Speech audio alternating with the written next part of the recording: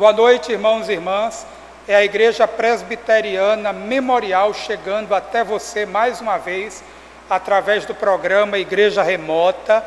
Nesta primeira semana, nós não temos pequenos grupos, nós concentramos toda a nossa audiência na segunda-feira, com o estudo que tivemos, segundo próxima passada, Sermão do Monte e a Lei do Senhor, e na quarta-feira, com o estudo de um dos capítulos da nossa Confissão de Fé. Só historiando, o estudo da Confissão de Fé começou como um programa dirigido pela UPH, era o UPH e Famílias. Com a adesão das outras sociedades e a participação da igreja, tornou-se uma atividade das sociedades e famílias, quando estudamos a Confissão de Fé de Westminster, um dos símbolos de fé da nossa igreja. E nesta noite nós estudaremos o capítulo 27, que trata dos sacramentos. O preletor desta noite é o seminarista Paulo Vitor Celestino Ferreira. Ele é aluno do 4º ano do Seminário Presbiteriano do Norte. Ele é vinculado ao Presbitério da Paraíba, sendo originário da Igreja Presbiteriana de Cabedelo. Desejamos ao Paulo Vitor um bom estudo e que o Senhor sirva-se em usá-lo para edificar a sua igreja. Deus nos abençoe.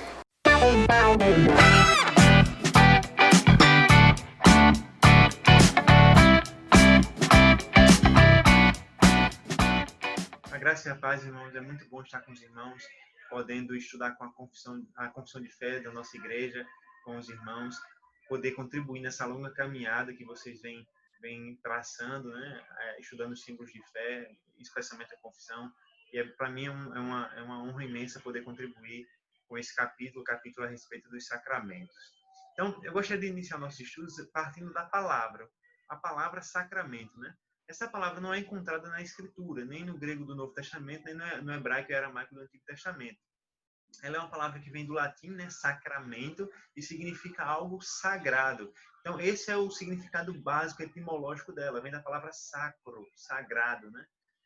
Ela foi utilizada em mais ou menos basicamente dois contextos primários, né? O uso jurídico e o uso militar. No uso jurídico, nós podemos entender que ela poderia significar uma quantia que as duas partes, quando se engajavam em um processo, elas depositavam para que, ao final do processo, a parte ganhadora o dinheiro retornasse, e a parte que perdesse, esse dinheiro depositado provavelmente seria encaminhado para algo religioso, para um fim religioso. Ou, nesse contexto processual ainda, o dinheiro que ambas as partes depositavam já era depositado em um lugar sagrado, e por isso sacramento, né? Um dinheiro que teria um fim religioso ou que seria depositado em um lugar sagrado, em um lugar santo. Ou também poderia significar simplesmente um processo jurídico. Sacramento poderia significar um processo jurídico, uma disputa jurídica. Mas no seu uso militar, ela tem um significado de juramento. Esse é o significado básico dela no contexto militar. Então, quando novas tropas eram alistadas, elas faziam esse tipo de juramento, né? É uma obrigação de um soldado ao seu líder, ao seu país. Então, quando um soldado entrava no exército, ele fazia um juramento militar. E esse juramento liga esse soldado aos seus compromissos para com o exército, no qual ele está se alistando, e também para o seu país, né? Ao país a quem ele vai servir. Então, nós podemos perceber que da sua etimologia e significado foi aplicado a qualquer coisa sagrada ou consagrada. Então, esse termo sacramento, de maneira geral, foi aplicado a qualquer coisa sagrada, consagrada. Depois, para qualquer coisa que tivesse um significado sagrado ou oculto. Então, nós temos seu significado básico, algo sagrado, da palavra sacro. Nós temos seu uso no contexto jurídico, né? Essa questão da disputa no processo jurídico, a parte que deposita, o valor que retorna, o valor que é destinado para o fim religioso, o dinheiro que é depositado num lugar sagrado, o uso militar, né? Que é esse juramento, esse de compromisso. E nós temos o entendimento que a sua etimologia foi utilizada nas partes. E então, a partir da sua etimologia, do seu significado, nós podemos perceber que ela passou, então, a ser utilizado no sentido de algo oculto, no sentido de algo sagrado.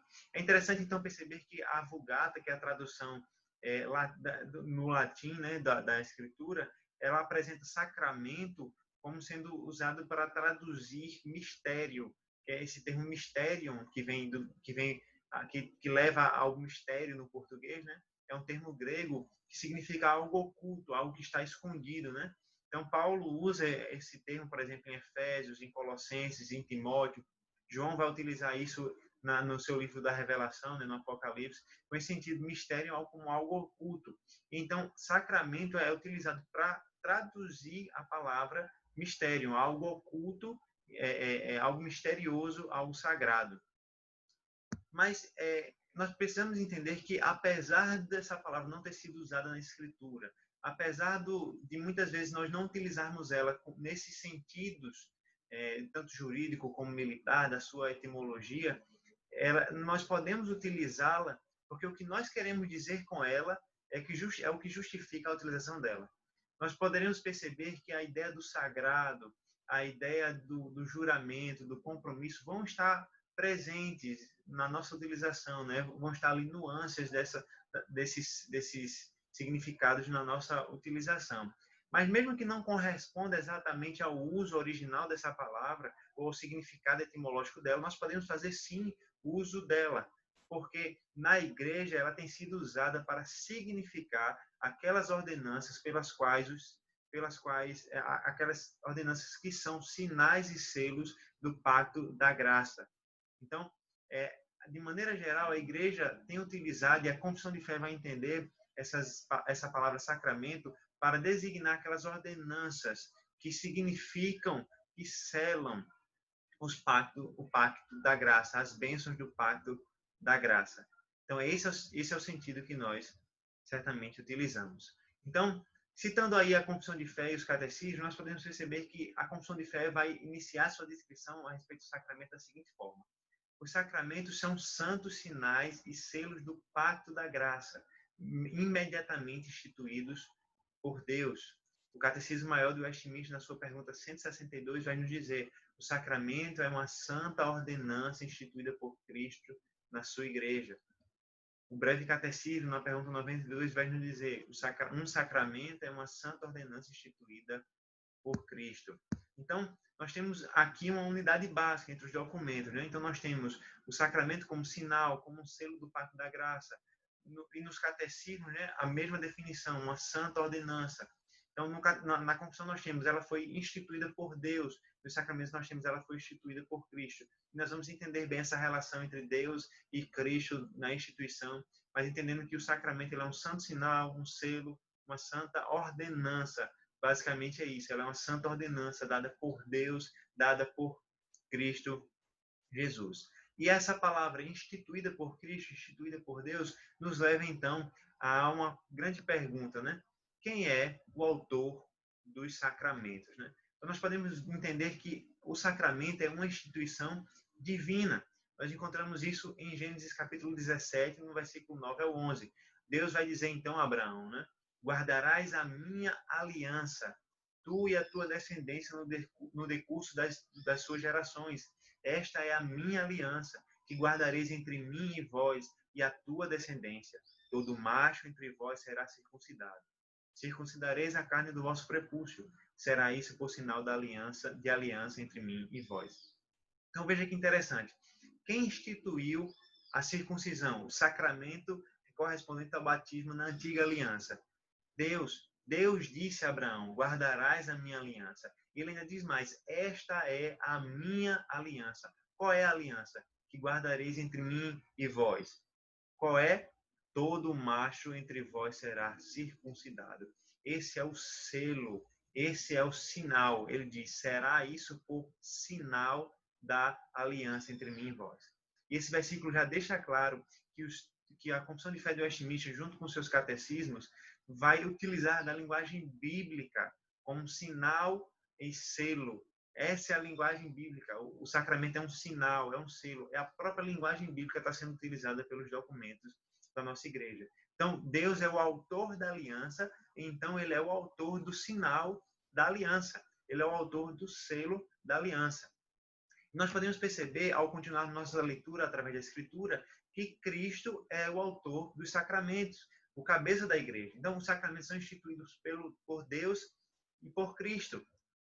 Nós temos isso no Novo Testamento muito claro, quando Cristo vai instituir o batismo em Mateus 28, 18 a 19. Jesus, aproximando-se, falou-lhes, dizendo: toda a autoridade me foi dada no céu e na terra. Ide, portanto, fazer discípulos de todas as nações, batizando-os em nome do Pai e do Filho e do Espírito Santo.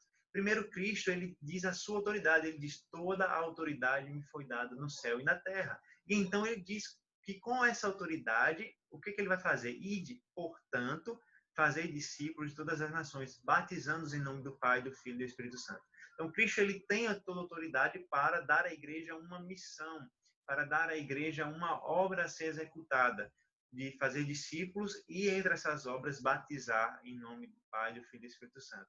A autoridade de Cristo é fundamental para a instituição do batismo.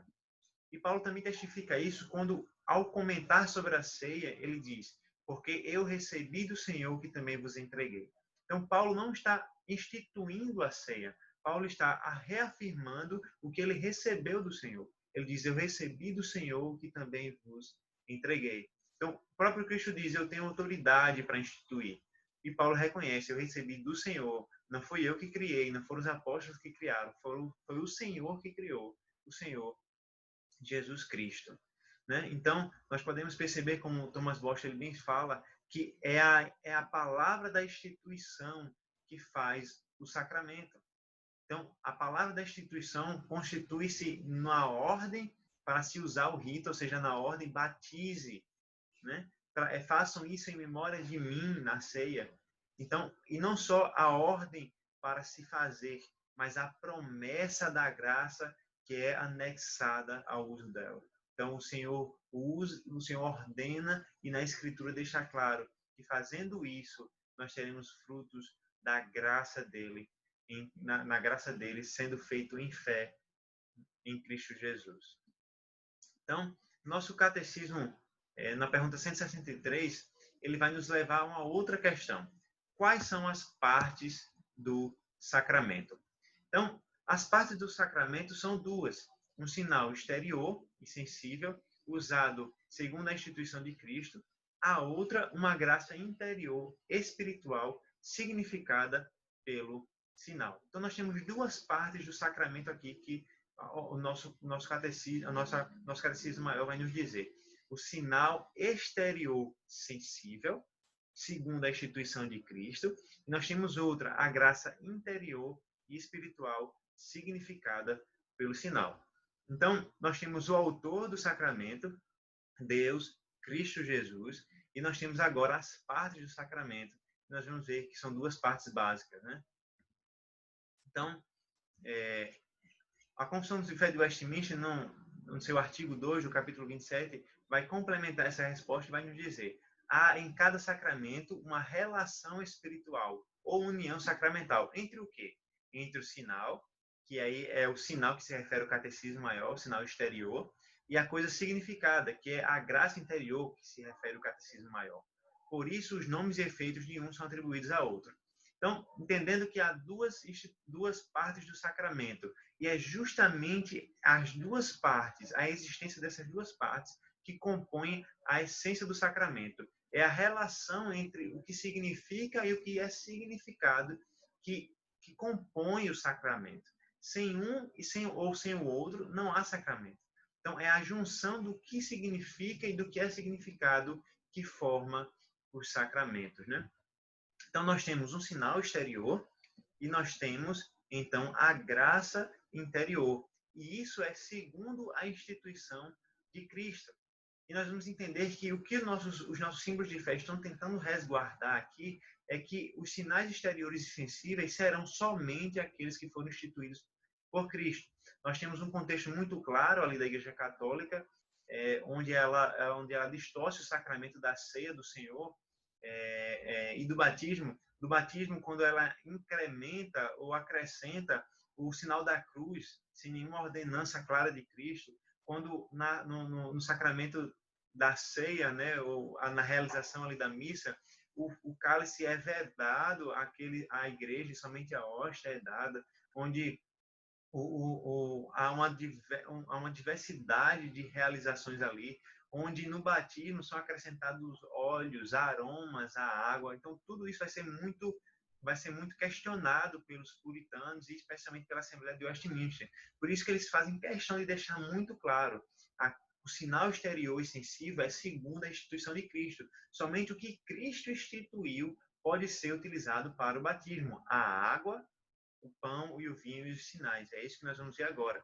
O sinal externo é composto da água, do batismo, do pão e do vinho, que os irmãos certamente verão muito bem nos próximos capítulos, e as ações. E aqui é um ponto que eu queria frisar bastante. O sacramento, ou a parte externa do sacramento, a matéria externa do sacramento, não somente inclui os elementos, o pão, a água, o vinho, mas ela inclui também as ações daqueles que ministram e daqueles que recebem. Por exemplo, o jogar a água, né? O derramar a água, o partir o pão, o tomar o cálice, receber o pão, dar o pão, tudo isso constitui a parte exterior do sacramento. Por quê? Porque assim foi instituído por Cristo. Por exemplo, quando Cristo ele vai instituir a ceia, ele diz: tomai, comei. Então, ele dá uma ordem para que se tome, para que se receba. Então, obviamente, está muito claro que o receber, que o dar e o receber o elemento faz parte da matéria exterior do sacramento. Bem como o partir do pão. Cristo partiu o pão e deu aos discípulos. Tanto é que, em alguns momentos da Escritura, a ceia vai ser conhecida como partir o pão, né? Vai ser relatado no livro de Atos que a igreja estava reunida a fim de partir o pão. Então, ela perseverava no partir do pão. Então, não só os elementos, mas até mesmo as ações da ceia e do batismo são, sim, elementos significantes, são ações significantes. Então, nós temos os elementos, as coisas que significam, e nós temos também as ações que significam. Aquilo que eu faço e significa algo no sacramento. Então, a matéria externa do sacramento, né, inclui todos esses elementos: pão, água, vinho e também o rito sagrado, né, ou as ações sagradas ali naquele momento. Então, não há sacramento sem a instituição divina desses meios, desses sinais exteriores. Se Cristo não instituiu, logo, não é sacramento. Só é sacramento aquilo que Cristo instituiu. É isso que a ceia do Senhor está resguardando. Por isso que nós praticamos a ceia exatamente como o texto nos diz. O pastor, ele repete o texto como está ali, ele parte o pão, ele dá o cálice, porque tudo aquilo é fundamental. O batismo também, em nome do Pai, do Filho e do Espírito Santo, tudo isso é fundamental. É água pura, não tem aromas, não tem óleos, como se faz na Igreja Católica. Então, tudo isso é muito resguardado para que a instituição de Cristo seja preservada e, de fato, seja o sacramento, né? Mas nós temos também a graça interior, a graça espiritual que é significada, né? Então, que graça é essa? A Confissão de Fé de Westminster, no capítulo 27, né, no artigo 1, ela diz: representar Cristo e os seus benefícios.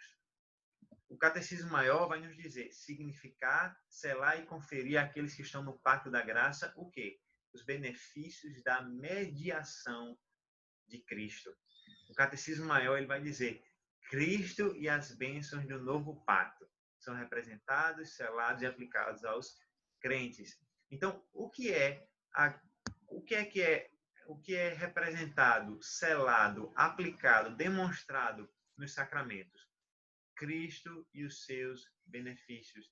Cristo e as bênçãos do novo pacto. E aí há um consenso muito claro. Por exemplo, Thomas Boston vai nos dizer: a coisa significada pelos sinais sacramentais é Cristo Jesus, Ele mesmo, com todos os seus benefícios, todos os benefícios da sua salvação.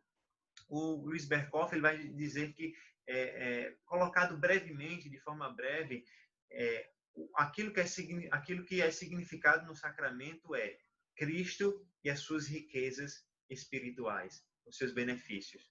O Thomas Vincent, que tem um comentário muito interessante sobre o breve catecismo, e é ótimo porque a sua vida é contemporânea à Assembleia de Westminster, então é bem interessante esse comentário, porque dá uma visão muito do que, de fato, os puritanos pensavam a respeito da confissão, do significado dos termos ali postos.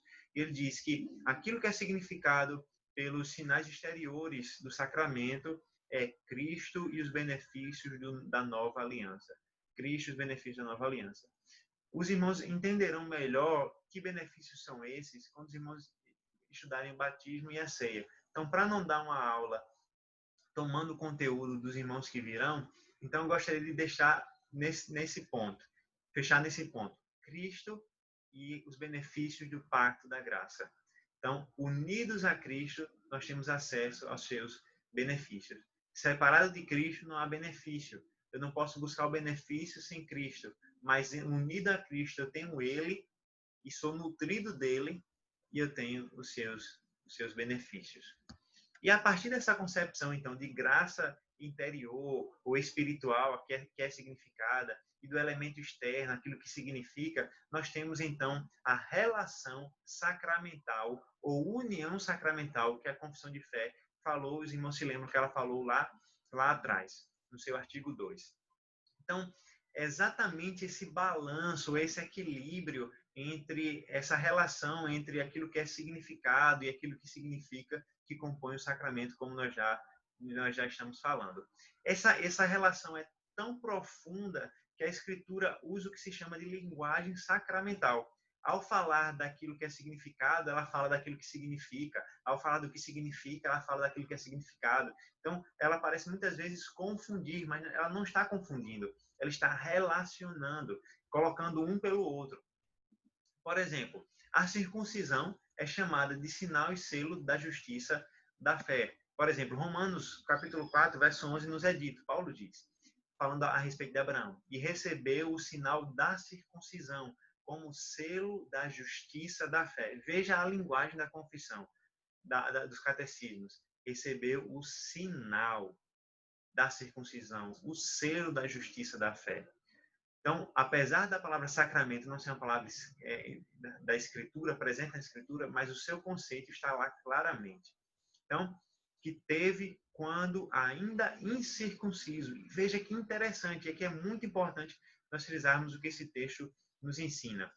O sacramento não garante aquilo que ele significa, mas ele é o resultado daquilo que ele significa. Então, Abraão não foi justificado pela circuncisão, mas a circuncisão expressa o que aconteceu com ele antes de ser circuncidado. Então, Abraão foi justificado pela fé, sendo ainda incircunciso. Então, ele recebeu o sinal e o selo da circuncisão. Então, primeiro eu sou justificado pela fé, para então receber aquilo que significa a justificação pela fé. Então, o batismo, ele não vai me salvar, ele não vai me justificar, mas ele é o sinal e o selo da justificação que eu já recebi. Ele demonstra, ele significa, ele sela essa verdade que já é real em mim. E aí Paulo continua, para vir a ser o pai de todos os que creem, embora não circuncidados, a fim de que lhe fosse imputada a justiça. O sacramento, a circuncisão aqui, e nós podemos aplicar isso ao batismo e à ceia do Senhor, porque também são sacramentos da nova aliança, são sinais e selos das graças de Cristo Jesus. Nós recebemos essas graças e então isso é significado e selado nos sacramentos. Não são os sacramentos que trazem essas verdades à realidade, porque essas verdades são realidades em nossa vida. Nós então participamos do sacramento, o batismo, o sacramento de ingresso no povo de Deus, e o sacramento da ceia, o sacramento da confirmação do povo de Deus, né? Então, continuando, os irmãos também podem conferir o texto de Gênesis, capítulo 17, verso 10, onde nós já lemos, nós vimos a instituição da aliança, e é justamente isso, a aliança consiste no sacramento. Então, veja que interessante, a ligação é tão próxima que Deus diz, esta é a minha aliança, circuncidareis todo macho. Então, a linguagem é tão próxima que a aliança é a circuncisão. Então, não é que ele está confundindo uma coisa com a outra, mas ele está relacionando uma coisa com a outra tão próxima que aquele que é circuncidado faz parte da aliança. Não porque aquilo é o que gera nele a fé, Não, ele foi circuncidado antes, ele teve fé antes de ser circuncidado. Mas a relação entre o sacramento e o que ele significa é tão próximo que um nome de um é dado pelo outro, as relações são dadas um pela outra. E é exatamente isso que nós vamos ver agora. Os nomes e as propriedades das coisas significadas são dados aos sinais sacramentais. Nós vemos isso em Mateus, né? Quando Cristo vai instituir a ceia, Jesus tomou o pão e abençoando o partiu e deu aos discípulos dizendo: tomai e comei, isto é o meu corpo. Por que o corpo de Cristo? Porque o pão pode ser chamado de corpo de Cristo? Porque aquilo que o pão significa é dado a ele, vamos dizer assim, é prescrito a ele, é colocado sobre ele. Então, não é que o pão vai se transformar no corpo de Cristo, como nos ensinam a Igreja Católica, enfim, os irmãos verão melhor. Mas é que a união sacramental garante isso que nós estamos vendo, a linguagem sacramental. O pão é o corpo de Cristo. E ele diz embaixo, bebei dele todos, porque isto é o sangue, é o meu sangue, o sangue da nova aliança. O vinho se transforma? Não. Mas ele é tido como aquilo que ele significa. As propriedades das coisas que são significadas são dadas aos sinais sacramentais. O pão e o vinho são sinais sacramentais, mas aquilo que ele significa é dado a ele, vamos dizer assim, né? A propriedade que ele significa é dada a ele, é colocada sobre ele, né? Obviamente, nós percebemos aqui uma linguagem metafórica, e nós vamos entender isso melhor, e certamente os irmãos irão entender isso melhor nas próximas lições. Então, Tito, capítulo 3, versículo 5. Não por obras de justiça praticadas por nós, mas segundo sua misericórdia. Ele nos salvou mediante o lavar regenerador e renovador do Espírito Santo. Veja que interessante, olha a linguagem que Paulo usa. O lavar regenerador e renovador do Espírito Santo. Veja o que o texto de Atos, capítulo 22, 16 nos diz. E agora, por que te demoras? Levanta-te, recebe o batismo e lava os teus pecados, invocando o nome dele. Veja a linguagem, recebe o batismo e lava os teus pecados. O que o texto diz em Tito? Lavar, regenerador e renovador do Espírito Santo. Veja, a linguagem da redenção é a linguagem do batismo, ou a linguagem do batismo é a linguagem da redenção.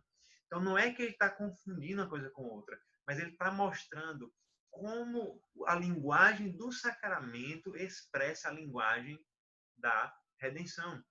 Isto é o meu corpo, isto é o meu sangue. A linguagem do sacramento expressando claramente a linguagem de Cristo e da sua salvação. O lavar regenerador, o lavar dos teus pecados no batismo. O batismo, ele lava do pecado. A água tem um poder mágico, miraculoso de lavar os pecados? Não. Mas a linguagem é tão próxima, aquilo que significa é tão próximo daquilo que é significado, que a linguagem é a mesma. A linguagem de um expressa o outro. O sinal do batismo me faz lembrar do lavar regenerador do Espírito Santo. O pão da ceia me faz lembrar do corpo de Cristo. O vinho da ceia me faz lembrar do sangue de Cristo. E não como uma simples lembrança, mas através de uma compreensão e apropriação espiritual através da fé. É uma união mística através da fé, uma união espiritual. Então, 1 Coríntios 10, 16 ainda nos ensina. Porventura, o cálice da bênção que abençoamos não é a comunhão do sangue de Cristo?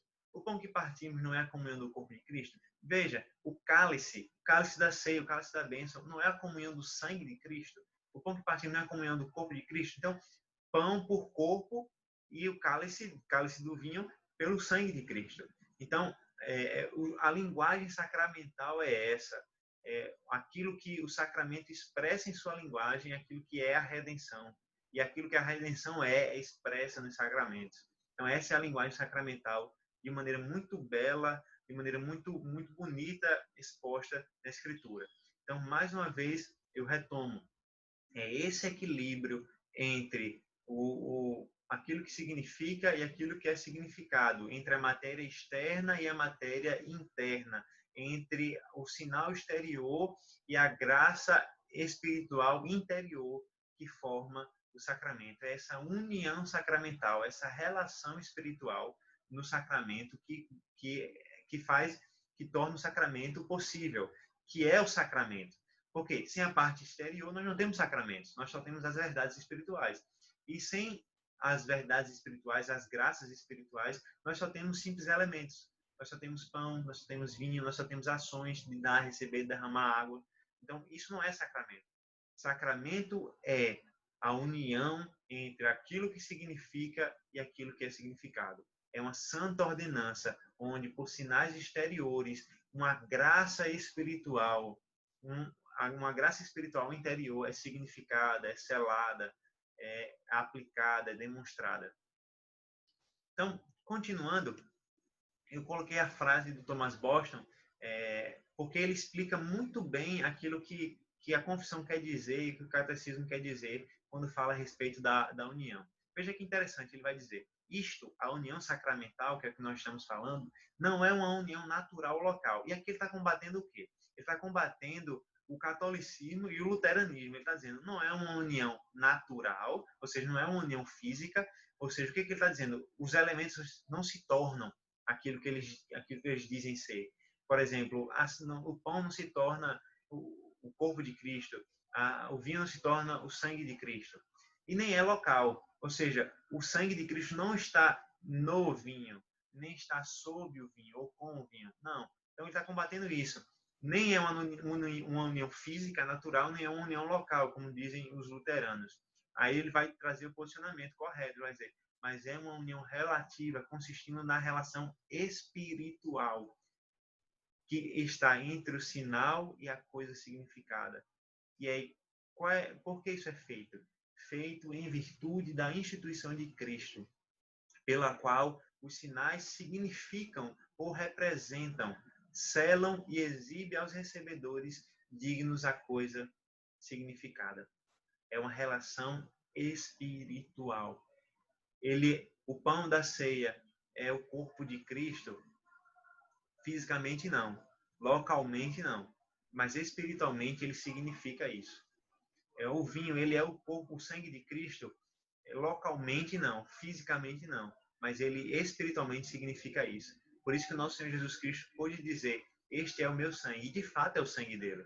Ali, espiritualmente significado, numa metáfora muito clara. Então, continuando, nós partimos agora para a eficácia dos sacramentos. Então, nós vimos o que compõe o sacramento. Ele é uma santa ordenança, é instituído por Deus, é instituído por Cristo. Ele se dá nessa relação, nessa união sacramental entre aquilo que significa e aquilo que é significado. Então, continuando, nós vamos ver como esse sacramento pode se tornar eficaz, ou como ele é de fato eficaz. Porque um pão, um vinho, um gesto de derramar água é eficaz. Nós vamos ver que tudo está muito alicerçado na união sacramental que nós já estamos falando. A confissão de fé, no artigo 3 do capítulo 27, vai nos dizer: a graça significada nos sacramentos, ou por meio deles, quando devidamente usados, não é conferida por qualquer poder neles existente, nem a eficácia deles depende da piedade ou intenção de quem os administra, mas da obra do Espírito e da palavra da instituição, a qual, juntamente com o preceito que autoriza o uso deles, contém uma promessa de benefício aos que dignamente recebem.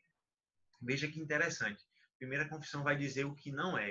Ele está dizendo, a graça significada dos sacramentos, por meio deles, quando devidamente usados, não é conferida. Por quê? Por quais meios? Não é conferida por um poder neles existente. O sacramento não tem um poder em si mesmo. Não é pela eficácia deles, não depende da eficácia da piedade, da intenção daquele que administra, ou seja, não depende do ministro, daquele que está lá consagrando os elementos, mas ele depende unicamente de quê? Da obra do Espírito de Deus, que vai atuar através da palavra da instituição. E veja que a gente frisou muito bem, a palavra da instituição é o que garante a existência do sacramento. É porque Cristo instituiu, e da forma como Cristo instituiu, que nós podemos realizar o sacramento. Quando nós não realizamos o sacramento de acordo com a instituição de Cristo, nós deixamos de realizar sacramento. porque só há sacramento de acordo com a instituição de Cristo. Se não há instituição, não há sacramento. Se aquilo que nós fazemos não foi instituído, logo isso não é sacramento. Sacramento é o que é feito segundo a instituição de Cristo. Então, a obra do Espírito vai agir onde? Onde Cristo instituiu. Naquilo que Cristo instituiu, a qual, juntamente com o preceito que autoriza o uso deles, né? Cristo vai dizer, batizar em nome do Pai, do Filho e do Espírito Santo. Cristo vai dizer, fazei isto em memória de mim. Cristo está autorizando e até ordenando, né, que esses sacramentos sejam realizados. Aí ele diz, contém uma promessa de benefício aos que dignamente recebem. Há uma promessa muito clara para aqueles que recebem dignamente os sacramentos, né? O Thomas Bosch ele ainda vai dizer que o fim dos sacramentos sendo representados, o fim dos sacramentos é representar, é selar, é aplicar Cristo e os seus benefícios à alma. Aí ele continua, a eficácia dos sacramentos, então, ele permanece, ela consiste em atingir esses fins. Então, qual é o objetivo do sacramento? É aplicar Cristo, é representar Cristo, é selar Cristo, é significar Cristo e os benefícios do pacto da graça. Quando, então, ele alcança esse objetivo? Como, então, ele garante o benefício aos que dignamente recebem? Quando ele alcança esse objetivo. Então, sendo eles efetivos, eles não só representam como algo que eu relembro, mas, de fato, eles selam, de fato, eles aplicam Cristo e seus benefícios aos que recebem. Então, pela obra do Espírito, pela palavra da instituição, que garante em Cristo Jesus, e pelo preceito que Cristo dá, que autoriza a utilização deles, há uma promessa de benefício aos que dignamente recebem. E isso acontece quando? Quando os objetivos dos sacramentos alcançam o seu cumprimento. Qual é o objetivo? Aplicar Cristo, selar Cristo, representar Cristo. Isso acontece quando o sacramento alcança o seu cumprimento através da fé, como nós vamos ver melhor. Thomas Vincent ele vai, então, de uma forma muito bela, resumir isso que nós estamos querendo dizer. Ele vai dizer, uma união, um sacramento representa, sela e aplica Cristo e os benefícios da nova aliança, não a todos que participam dela, mas apenas aos crentes. Não basta participar dos sacramentos. Essa é a ideia. O sacramento não é algo mágico. O sacramento não é algo miraculoso no sentido de que ele vai a qualquer um que participar sem fé, sem preocupação alguma, sem pertencer à igreja, sem professar sua fé. Participar dele, então, não garante a esses que participam de qualquer forma a realização desses efeitos, desse benefício, desse selo, dessa aplicação, dessa representação, dessa demonstração de Cristo. Mas somente os crentes, aqueles que participam com fé, crendo, tendo sido já alvos daquilo que ele significa, né? Lembre bem, Abraão foi justificado ainda incircunciso, e depois ele foi circuncidado. Por quê? Porque ele era justificado. Então, o crente que já foi justificado, o crente que já foi justificado e recebeu o lavar regenerador e renovador do seu espírito, pode receber o batismo. O crente que já comeu e bebeu de Cristo, já foi nutrido dele, pode participar da ceia. E aí o Thomas Vincent continua, sendo a fé o olho da alma, para discernir as coisas representadas, e veja, e a mão da alma, para receber as coisas seladas e recebidas no sacramento. E aqui Thomas Vincent mostra um instrumento fundamental para receber os sacramentos, a fé. O Espírito que aplica a minha alma, os sacramentos, é o Espírito que produz a fé em mim, a fé que é o olho da alma, que me faz perceber, discernir aquilo que é representado. e a fé que também é a mão da alma, que me faz receber o que é selado e exibido no sacramento. Então, eu recebo o sacramento através da obra do Espírito, na palavra que foi instituída por Cristo, através da fé que me é garantida por Cristo Jesus, pela ação do Espírito de Deus em mim. E pela fé eu enxergo, pela fé eu tomo e recebo aquilo que é significado, selado, exibido nos sacramentos, que é Cristo e os benefícios do pacto da graça. Através da fé, aquilo que é significado, de fato, é meu no sacramento. Aquilo que é significado pelos elementos, pelas ações, se tornam reais em mim. Por isso, não basta participar do sacramento. É necessário participar com fé, participar tendo recebido já os benefícios do sacramento, tendo já recebido aquilo que é significado. É assim que acontece. Creia e seja batizado. Creia e tome, então, parte da ceia do Senhor, tendo sido batizado, para poder, então, entrar na ceia do Senhor. Essa é a estrutura. No Antigo Testamento, é circuncidado e, então, participa da Páscoa. Nós, então, somos batizados e, então, nós participamos da ceia. Então, para finalizar e deixar já o link para aquele que virá depois de mim, quais são os sacramentos do Evangelho, no tempo do Evangelho? Há só 2 sacramentos ordenados por Cristo, nosso Senhor, no tempo do Evangelho: o batismo e a Santa Ceia. Nenhum destes sacramentos deve ser administrado senão pelos ministros da palavra, legalmente ordenados. Então, há 2 sacramentos, batismo e ceia. São contrastantes com os dois sacramentos da antiga aliança, que são que é o sacramento da circuncisão e o sacramento da Páscoa, que correspondem um ao outro. A confissão de fé, inclusive no próximo artigo, no artigo 5º da seção 27, vai nos dizer muito bem que eles não se diferenciam em substância. Por quê? Porque eles significavam os mesmos benefícios, mas eles se diferenciam em algo muito particular e algo muito precioso que está descrito no capítulo 7 da Confissão de Fé. Você pode olhar.